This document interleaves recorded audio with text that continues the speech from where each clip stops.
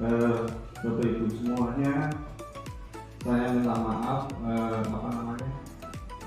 meminta waktunya sebentar untuk sedikit memberikan pengalaman saya yang kemarin saya dapatkan dalam diklat PPKG PJOK di Semarang kemarin. Ya. Oke, sebelum saya membuat program seperti ini, saya mengikuti kegiatan PPKG PJOK dan sampai sekarang masih berlanjut dan belum selesai. Dan ini mungkin adalah tahap-tahap akhirnya untuk merencanakan tindak lanjut. Jadi di modul 3 adalah menggerakkan komunitas dengan pembelajaran berbasis proyek. Oke, untuk diketahui sendiri, komunitas di sekolah itu sudah berjalan dan kemarin kita juga sudah melaksanakan P5. Alhamdulillah sudah sukses dan menurut materi yang saya ampu, sebenarnya PJOK sendiri itu mempunyai program proyeknya sendiri. Jadi setelah pelatihan kemarin saya membuat rancangan program. Ini baru rencana ya, mudah-mudahan kedepannya nanti bisa berjalan dan mungkin anak-anak juga senang dalam menjalani program tersebut. Oke, program yang saya rencanakan adalah melestarikan permainan tradisional dengan menanamkan sportivitas dalam olahraga. Nah, judul ini saya ambil karena yang pertama, permainan tradisional itu sudah mendarah daging di Jawa dan kebanyakan juga anak-anak melaksanakan permainan tradisional itu hanya sebagian kecil saja. Nah, ini adalah sebagian besar dan akan direncanakan mulai dari lompat tali, kemudian engkat dan lain sebagainya. Dan kemudian saya memberikan embel-embel menanamkan sportivitas dalam olahraga. Nah, ini sering saya jumpai, sebenarnya anak-anak itu sudah tahu kalau dalam setiap permainan dan setiap olahraga itu harus menjunjung tinggi sportivitas. Tapi pada kenyataannya, setiap ada pembelajaran pasti ada satu atau dua anak yang merasa dia itu geram dan marah karena kekalahan timnya. Ya, lanjut. Nah, latar belakang dari program yang saya buat adalah permainan tradisional merupakan bagian dari kekayaan budaya bangsa Indonesia yang perlu dijaga dan dilestarikan. Dengan menghidupkan permainan tradisional di sekolah, kita dapat membantu anak-anak untuk mengenal dan memahami budaya mereka sendiri. Seiring dengan berjalannya ilmu pengetahuan dan teknologi atau IPTEK, bermain tidak lagi menjadi aktivitas fisik yang mendukung tumbuh kembang anak. Permainan yang dimainkan adalah jenis permainan seperti game dari gadget dan game online. Ya, kita sering tahu pasti anak-anak kalau sudah pulang sekolah pasti yang diincar adalah handphone. Ya, pada dasarnya anak-anak adalah membutuhkan aktivitas fisik yang memadai untuk merangsang pertumbuhan dan pengembangan anak dengan permainan tradisional. Banyak manfaat yang dapat diperoleh anak, misalnya anak menjadi senang, dapat menjalin persahabatan, memperkaya gerak yang dimiliki anak, dan dapat belajar keterampilan baru. Menurunnya minat gerak murid yang disebabkan oleh gadget sehingga memotivasi murid untuk terus aktif bergerak menjadi dasar utama terbentuknya program ini.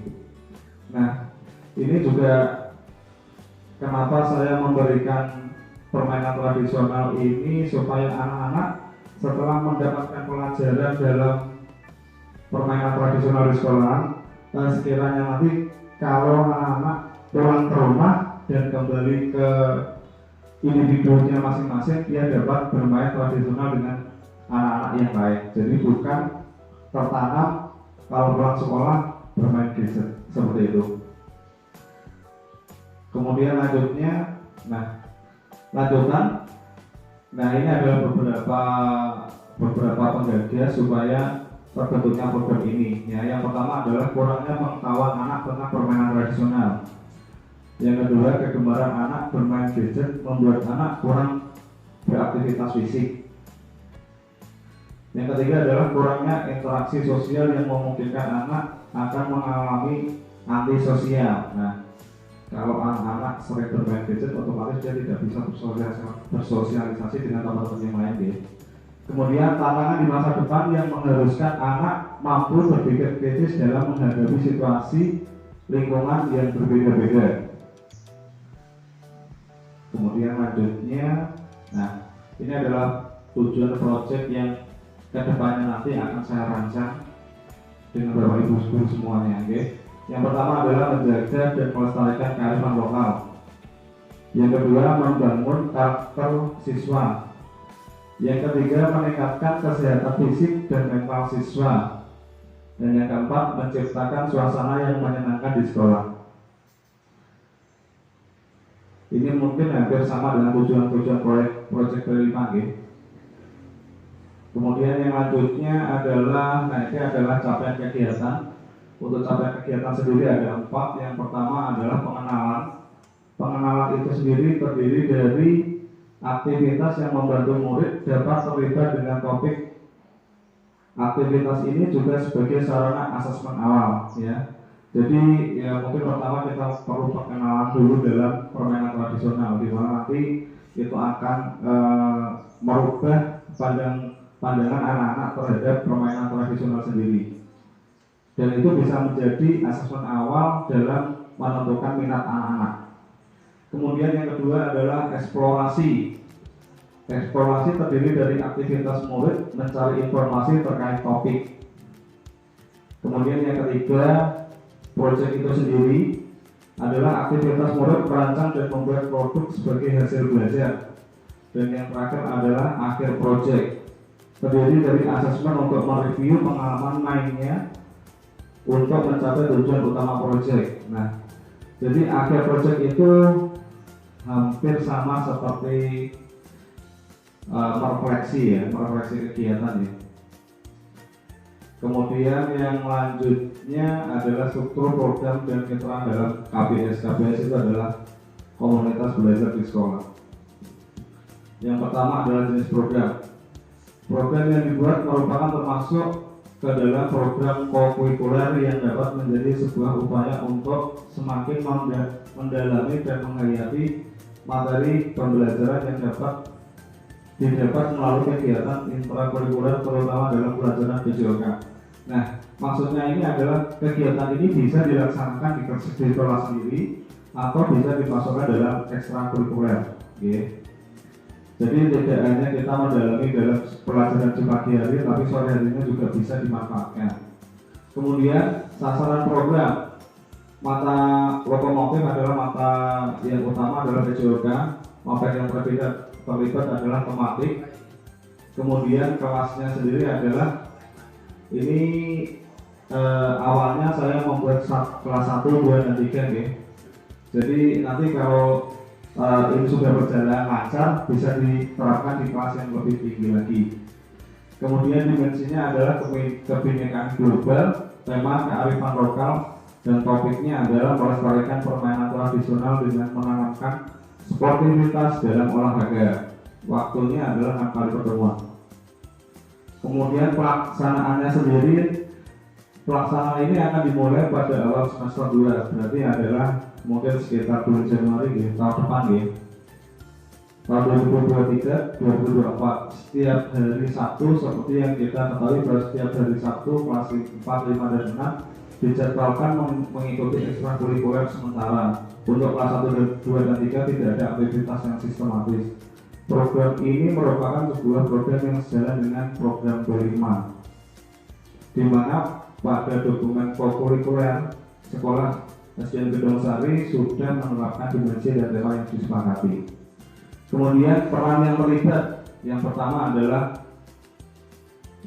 komunitas belajar sekolah SDN Gedong Sari. Yang pertama adalah kepala sekolah sendiri sebagai penanggung jawab, kemudian guru PJOK sebagai koordinator, kemudian masing-masing wali kelas sebagai fasilitator, dan warga sekolah sebagai tenaga pendidik dan penanggung jawab peralatan, kemudian murid sebagai pelaksana proyek, dan wali murid sebagai narasumber atau pendukung. Aset-aset yang kita miliki adalah aset manusia, berarti di sini semua manusianya ya berkecimpung di situ. Kemudian aset fisik utama adalah bangunan-bangunan yang ada di sini dan bisa kita manfaatkan lapangan di belakang juga. Kemudian aset sosial, aset lingkungan, dan aset politik. Ya, kalau aset politik ini pasti mengacu pada peralatannya kita beli dari mana, ya, jadi bisa dimanfaatkan di dana bos biasanya seperti itu ya. Lanjutnya adalah, ini adalah pemanfaatan aset. Pembelajaran yang baik adalah pembelajaran yang memberikan kesempatan kepada semua siswa untuk tumbuh dan berkembang sesuai kodrat masing-masing dengan dukungan lingkungan kondusif sehingga nyaman untuk belajar. Peningkatan mutu sekolah dapat dilakukan dengan pengelolaan sumber daya sekolah secara efektif. Berikut adalah sumber daya yang dapat dimanfaatkan dalam program ini. Yang pertama adalah aset manusia. Dewan guru yang memiliki pengalaman pengelolaan program P5 dan wali murid yang selalu mendukung program untuk murid. Kemudian yang kedua adalah aset sosial adalah komunitas belajar sekolah SDN Gedong Sari dan KKGP Ciloka. Yang ketiga adalah aset fisik, halaman sekolah, alat olahraga, lapangan sepak bola, media digital sekolah, dan fasilitas internet sekolah bisa kita manfaatkan untuk pembelajaran sebelum proyek dimulai. Kemudian yang keempat adalah aset lingkungan, sekolah bersih, asri, udara bersih, dan tidak banyak kendaraan yang melintas. Kemudian yang kelima adalah aset politik pemerintah daerah yang produktif, KB dan KBS SDN Gedong Sari. Kemudian yang berikutnya, ini adalah langkah-langkah programnya. Yang pertama adalah membentuk komunitas belajar siswa. Jadi KBS itu tidak hanya dibuat untuk Bapak Ibu guru saja, tetapi anak-anak juga berhak untuk membuat komunitas belajarnya sendiri. Ya, biasanya kalau komunitas belajar siswa itu kedepannya nanti akan bisa untuk membuat pembelajaran SEM.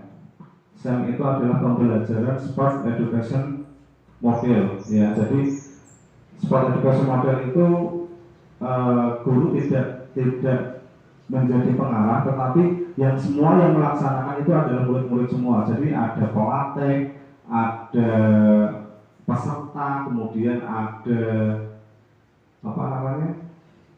tukang nyorak itu supporter ya, supporter itu juga semuanya nanti dikelola oleh kelasnya masing-masing dan itu terlibat dalam KBS. Kemudian yang kedua adalah penyusun program kerja. Program kerja harus mencapai tujuan, sasaran, kegiatan, dan timeline.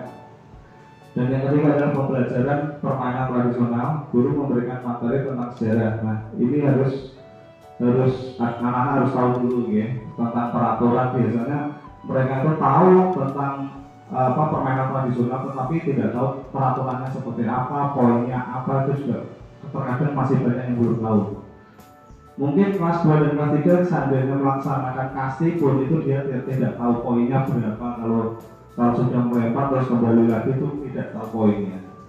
Kemudian praktek project, setelah siswa ini memulai permainan tradisional, mereka dapat mengikuti turnamen permainan tradisional. Permainan ini bertujuan untuk mengasah keterampilan. Ini adalah bisa bersaing sama teman-teman yang lain ya. Jadi mungkin nanti kedepannya setiap kelas itu akan membuat beberapa permainan, mungkin 3 permainan, kemudian mereka disuruh untuk membuat permainan itu sendiri seperti apa. Kemudian adalah evaluasi kegiatan. Nah, ini sengaja evaluasi kegiatan tidak saya munculkan di sini karena kegiatannya sendiri belum berjalan, jadi belum bisa mengevaluasi. Kemudian perbaikan dilakukan setelah evaluasi, dilakukan menyeluruh di program yang sama yang berikutnya ya. Jadi nanti kalau sudah berjalan juga dievaluasi dan mungkin ada ketertarikan lagi di tahun yang berikutnya akan kita lakukan program yang sama lagi juga. Kemudian lanjut yang berikutnya adalah ini pemetaan permainan tradisional. Pemetaan permainan tradisional ada 2, yaitu permainan dengan alat dan permainan tanpa alat ya. Yang dengan alat adalah lompat tali, tarik tambang, kasti, boy-boyan, terus bagian sandal dan congklak, itu menggunakan alat semua. Kemudian yang berikutnya adalah ular naga, engklek, petak umpet, gobak sodor, bintang berlari dan lain-lain. Ini nanti bisa kita bagi menurut menurut tingkat kesulitannya ya. Jadi nanti yang terlalu mudah nanti akan diberikan ke kelas-kelas rendah, yang agak sulit seperti kasti, seperti gobak sodor itu nanti akan diberikan ke kelas yang lebih tinggi. Selanjutnya adalah asesmen. Asesmennya terdiri dari 3, yaitu mendokumentasikan proses kegiatan main murid.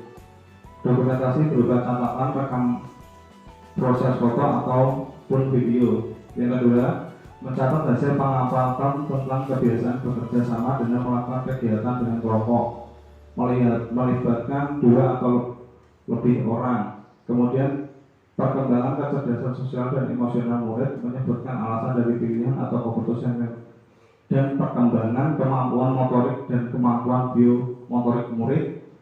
Yang ketiga adalah penilaian dengan menggunakan anekdot, foto, berseri, dan checklist. Selanjutnya adalah, ini adalah tabel evaluasi karena belum dilaksanakan karena ini baru rancangan, jadi ini belum ada evaluasinya, gitu. Nah, berikutnya adalah kemungkinan tantangan. Nah, sebelum kita melaksanakan proyek itu kita harus tahu dulu tantangannya, gitu. Jadi menurut saya tantangan yang mungkin saya alami yang pertama adalah kurangnya peralatan yang tersedia. Kemudian yang kedua adalah hanya berjalan sementara. Nah, ini kebanyakan kalau berjalan sementara itu tergantung dengan kesenangan anak. Kalau anak senang berarti ya besok kita melakukan lagi, kalau tidak ya sudah, biasanya ganti lagi Pak, seperti itu. Atau mungkin bisa kalau kolaborasikan, tidak hanya permainan yang mereka tahu dulu, tapi yang lainnya juga. Yang ketiga adalah murid membutuhkan waktu yang lama dalam memahami cara bermain permainan tradisional. Seperti ini tadi, saya bedakan menjadi kelas tinggi dan kelas rendah supaya mereka memahaminya cukup mudah. Yang keempat, tidak dapat berjalan secara kondusif karena jumlah murid yang bermain secara bersamaan di suatu tempat. Terlalu banyak anak juga tidak bagus, ya. Nah, setelah itu saya juga mendeskripsikan sebuah solusi. Yang pertama adalah memanfaatkan peralatan dari barang-barang yang tersedia dulu. Kemudian yang kedua, melakukan kontrol berkala dan memotivasi murid terus-menerus. Ya, jadi murid diberi bayangan pemanfaatan permainan tradisional itu seperti apa. Kemudian mencari informasi dari berbagai sumber belajar. Yang keempat, menggunakan tempat yang tersedia di area lingkungan sekolah. Yang kelima adalah memaksimalkan aset yang ada.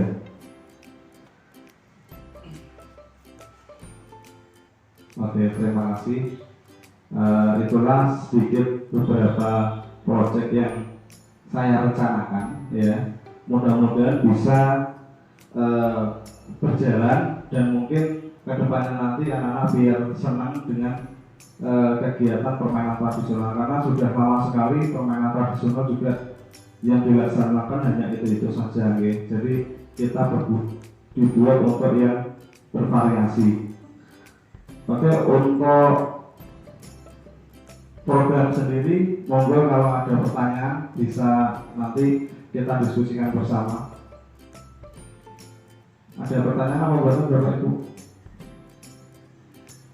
Monggo loh. Enggak ada ya? Nah, ini hanya rencana, ya. Mudah-mudahan Bapak Ibu semua juga sudah tahu pemanfaatan secara maksimal juga. Jadi mudah-mudahan kedepannya juga disetujui oleh Ibu Kepala Sekolah, ya. Saya rasa hanya ini saja yang perlu saya sampaikan. Mudah-mudahan kita bisa membahas beberapa pembelajaran di dalam komunitas yang sudah berjalan, ya. Jadi ini juga mungkin adalah sedikit pendapat supaya untuk menambah motivasi anak-anak dalam aktivitas beratnya. Jadi tidak hanya untuk berpikir dalam Likop di rumah itu selalu memegang HP ya, jadi kita harus bisa memfasilitasi yang lain supaya anak tidak gemar memegang HP. Oke, hanya itu saja yang perlu saya sampaikan. Akhir kata, terima kasih atas waktunya semuanya. Sekali lagi minta maaf karena sedikit menyita waktu Bapak Ibu semuanya. Akhir kata, kalau ada salah dan kurangnya, saya minta maaf. Akhir kata, Assalamualaikum warahmatullahi wabarakatuh.